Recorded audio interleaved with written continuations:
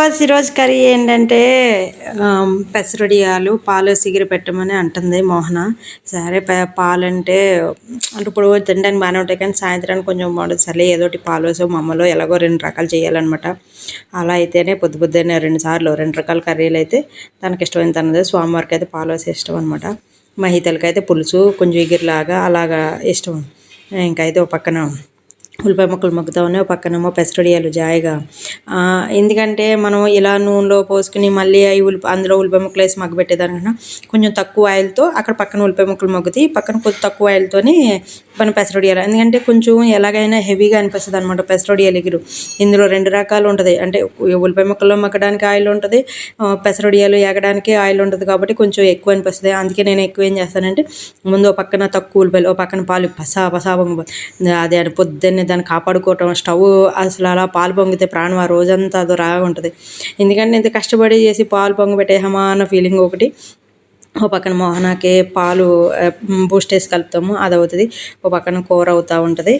Tiffin ఒక రోజు అయితే పెట్టేస్తాం, ఒక రోజు అయితే మామూలుగా భోజనం తినిపించేస్తాను పెరుగు. ఎందుకంటే వాళ్ళు పెరుగన్నం తినట్లేదు అనమాట. అందుకని ఒక రోజు పెరుగన్నం లేదంటే కర్రీ అని ఎలా కలితే అలాగా ఏది ఉంటే అది పెట్టేస్తూ ఉంటాను. కొంచెం అడ్జస్ట్ అవుతాను అనమాట. వాళ్ళ ఇష్టాన్ని బట్టి వాళ్ళ ఇష్టమైన కూర అయితేనేమో మధ్యాహ్నం బాగా తింటారు. అప్పుడేమో నేను మార్నింగ్ పెరుగన్నం పెడతాను. మార్నింగ్ ఏదైనా ఇష్టం లేనిది అయితేనేమో అలా అడ్జస్ట్ చేస్తాను. అయితే డ్రాగన్ ఫ్రూట్స్ చాలా ఇష్టం అనమాట. ఎన్ని ఫ్రూట్స్ ఉన్నా తింటుంది. అది సీజనల్ కాబట్టి చాలా చాలా ఇష్టం. ఇంకా బస్సు టైం అయితే హార్న్ కొడుతుంది ఫాస్ట్గా, ఏవో చెప్తా ఉంటుంది కబుర్లు. వెళ్ళేటప్పుడు సాయంత్రం నాకు అవి కావాలి ఇవి కావాలని. మొక్కల్లోకి వచ్చే చూడండి సౌండ్ ఎంత బాగుందో.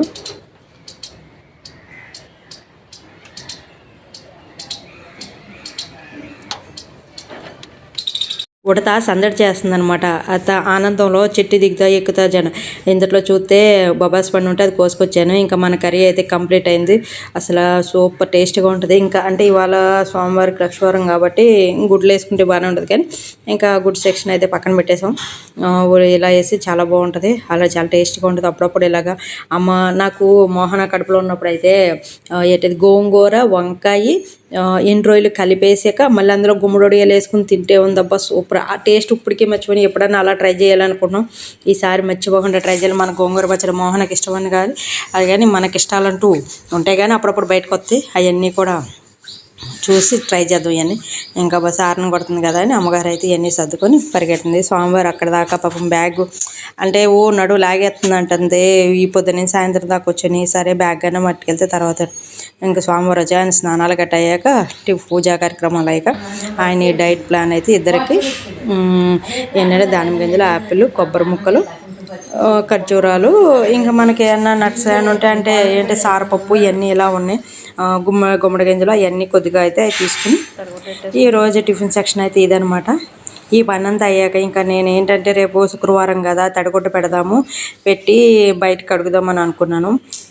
ఎందుకంటే మొన్న వరలక్ష్మి పూజ మళ్ళీ మధ్యలో తడిగుడ్డ పెట్టాను. ఇప్పుడు మళ్ళీ సర్లే మళ్ళీ వినాయక చవితికి ఎలాగా కడుగుతాం కదా, మధ్యలో ఇవాళ కొంచెం బద్ధకంగా అనిపించిందని ఇవాళ తడిగుడ్డ పెట్టాను. ఏదో అనుకుంటే తప్ప ఈ మూడు గదిలే పెడతాం, ఉన్నాయి మళ్ళీ బయట కడుగుతూనే ఉంటాయి. ఇవన్నీ ఏదో ఏంటిది మనసు తృప్తిగా ఉండాలంటే కొంచెం నీట్గా ఉంటే ఆ తృప్తి వేరబ్బా.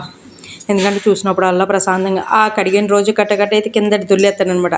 అంత ఇష్టం, ప్రశాంతంగా ఉంటుంది. ఇంక మళ్ళీ ఉన్న టైంలో అయితే ఆ కింద చిన్న రవ్వ కనిపించినా ఏంటో ఇరిటేషన్ వచ్చేసి అసలు కింద పడుకోను. ఒకటి ఆ కాలు గర్రగర్రమన్న సౌండ్ వస్తే అసలు బీపీ మామూలుగా పెరిగిపోదు అనమాట. అలా ముగ్గులెట ఆరినప్పుడు హ్యాపీనెస్ వేరబ్బా.